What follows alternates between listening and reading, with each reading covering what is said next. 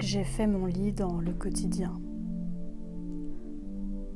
Par peur du débordement, je me suis installée dans les habitudes. J'ai cherché, appelé de tous mes voeux ce qui se répétait, jour après jour, immuable et jamais pareil. Je me suis mise à me lever chaque jour à la même heure et enchaîner ensuite les mêmes activités dans le même ordre. Parfois, le simple fait de prendre une douche m'impatiente. C'est trop long, j'en suis déjà à l'étape suivante, ça ne sert à rien, ça ne me fait pas plaisir, ça ne me divertit pas. Ça ne me fait pas plaisir. C'est juste quelque chose que je dois faire.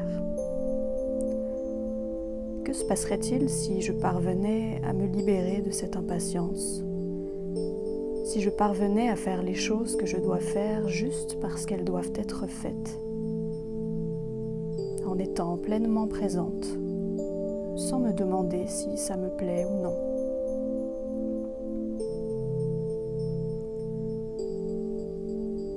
La routine m'a protégée.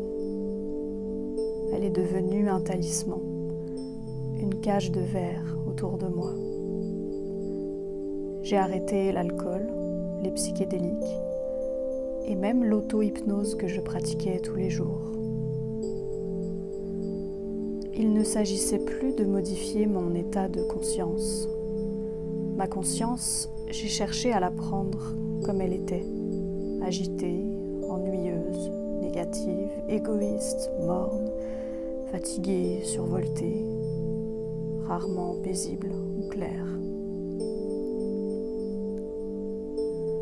Plus je guéris, moins l'extérieur est menaçant.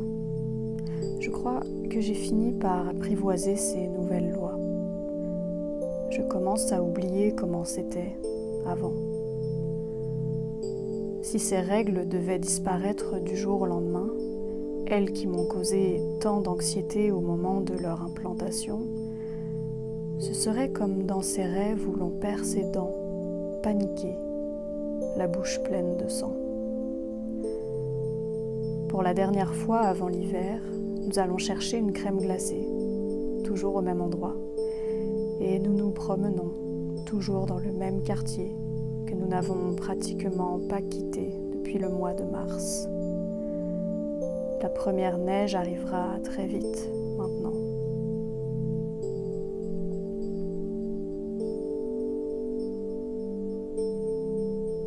La peur du dehors n'a pas totalement disparu, laissant place à un certain émerveillement. Je ne la ressens plus, la peur, mais elle rôde, dissimulée derrière des symboles.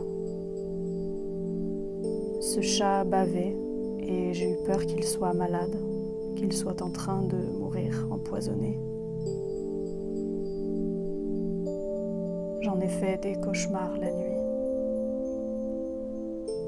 Le deuil n'avance pas, mais je crois qu'il progresse. C'est une spirale qui ne se déroule pas toujours dans le bon sens. Je ne comprends pas comment il fonctionne, de quoi il se nourrit. J'ignore si je m'y prends comme il faut. Je m'accroche à la routine et aux bonnes habitudes, comme à un canot de sauvetage.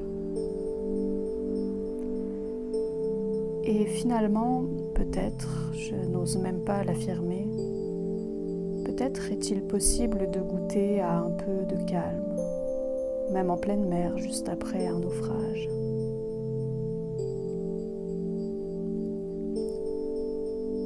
Peut-être que l'imaginaire peut se déployer en toute sécurité s'il peut s'appuyer sur une structure minimalement solide. Je me sens bien dans notre quotidien, dans nos discussions et dans nos jeux.